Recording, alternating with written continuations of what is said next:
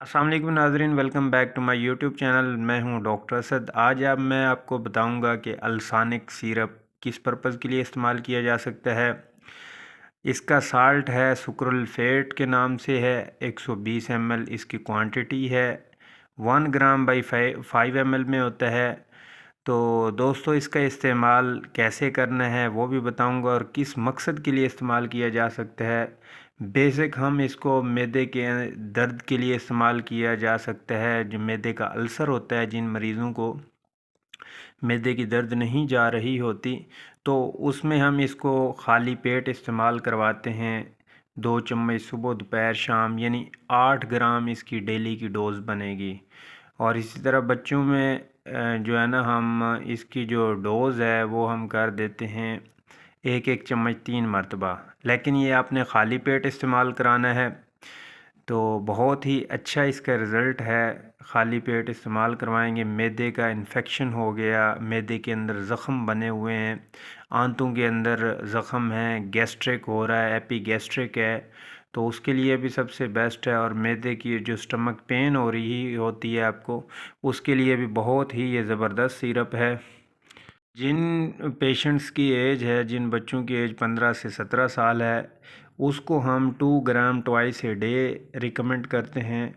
इसका जो कोर्स है 4 से 6 हफ़्ते, यानी 4 to 6 वीक इसका इस्तेमाल किया जाएगा, ताकि मज़ीद जो आंतों के अंदर इन्फेक्शन है, मैदे के अंदर इन्फेक्शन है, उसको ख़त्म किया जा सके। और इसके साथ ओमेप्राज़ोल, एसोमेप्राज़ोल वो भी साथ में मेडिसन, और साथ में पेन किलर जैसा कि नोस्पा होगी, अदर जो पेन किलर हैं वो दी जाती है। इसी तरह हम अडल्ट की बात करें, 2 ग्राम ट्वाइस डेली देंगे इसको। ड्यूरेशन इनका भी वही सेम ही है जैसा कि मैंने बताया है। अब मैं आपको बता दूं कि जो 1 मंथ से 1 ईयर तक जो बच्चे होते हैं उनके लिए, यानी 250 ग्राम हम देंगे, 4 to 6 टाइम डेली देंगे। इसी तरह जिन बच्चों की एज 2 से 14 साल है, उनको 1 ग्राम 4 to 6 टाइम देंगे। और उसके अलावा जिनकी एज है 12 से 14 साल जिनकी एज है, हम उनको इसी तरह 1 ग्राम की डोज़ देंगे, 4 to 6 टाइम डेली देंगे। 15 से 17 साल की जो एज है उनका मैंने पहले ही आपको बता चुका हूँ कि उनको हम देंगे 4 टाइम के लिए डेली 1 ग्राम डोज़ देंगे। आपको मैं बताता चलूँ बेसिक हम इनको किस इंडिकेशन में दे सकते हैं। जैसा कि मैंने पहले बताया है कि क्रॉनिक गैस्ट्रिक हो उसमें दे सकते हैं, स्टमक पेन की सूरत में दे सकते हैं, और उसके अलावा जिनको क्रॉनिक यानी आंतों की पेन हो रही हो, पुरानी से पुरानी हो, आंतों का इन्फेक्शन हो रहा होता है सम टाइम, तो उसके लिए भी ये बेस्ट सिरप है। अगर हम इनके रिएक्शन, एडवर्स रिएक्शन की बात करें, तो ये एडवर्स रिएक्शन में क्या क्या कर सकते हैं।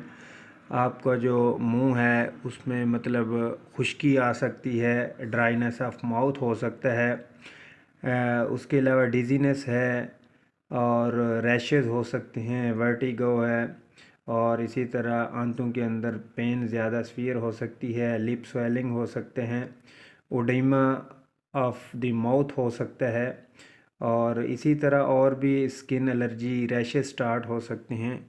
तो इसकी ये जो है ना रिएक्शंस, एडवर्स जो रिएक्शंस हैं सम टाइम इस सिरप से ये भी हो सकते हैं। आपको मैंने इलाज भी बता दिया। बहुत ही अच्छा सिरप है। जिन दोस्तों ने मेरे यूट्यूब चैनल को सब्सक्राइब नहीं किया तो मेरे यूट्यूब चैनल को सब्सक्राइब कर दें और बेल आइकन को प्रेस कीजिएगा, ताकि आपको मेरी वीडियो बर वक्त मिलती रहें। दोस्तों, इस चैनल पे मैं आपको ऑल मेडिसिन के बारे में इंफॉर्मेशन देता रहूँगा। वीडियो को लाइक शेयर ज़रूर कीजिएगा। इजाज़त चाहूँगा। अल्लाह ने के बाद।